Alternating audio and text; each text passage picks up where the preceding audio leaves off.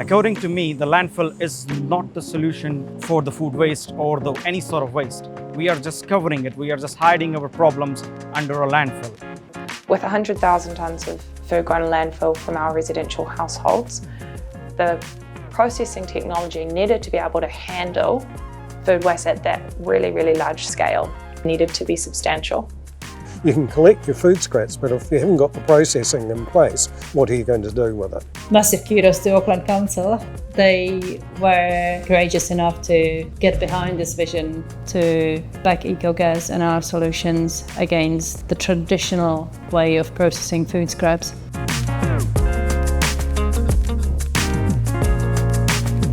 So one of the reasons we went for anaerobic digestion is the ability to be able to remove things like milk bottle tops and any plastic and glass, etc.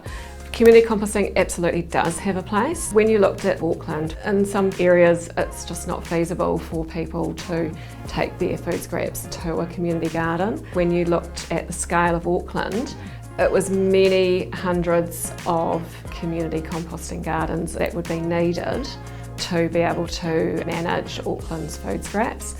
If you are composting, you need to have a mixture of your food waste and your green waste to kind of get your carbon nitrogen ratios correct. So you need a lot of space and you need a lot of green waste to consider that. Another big factor is your odour, and so the facility needs to be really, really well designed to manage odour so that there's no issues for kind of any communities surrounding that. So for Auckland, anaerobic digestion on a larger scale was the right decision.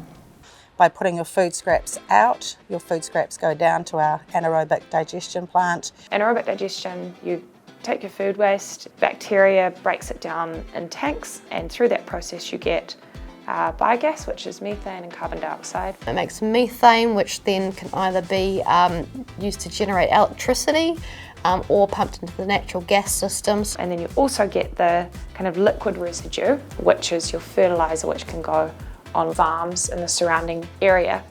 There's actually multiple reasons why we chose to build this first plant in Raparoa. One of them is we're close to our end users of the fertiliser.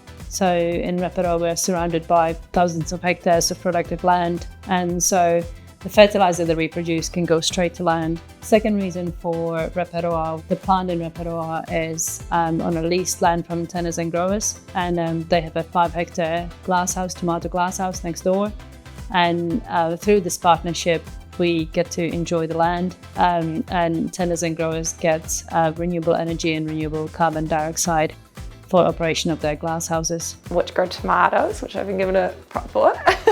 So you get up to a 30% increase in tomato growth. So it's innovation and technology, but also jobs for people in terms of collections, running the operations of the plant.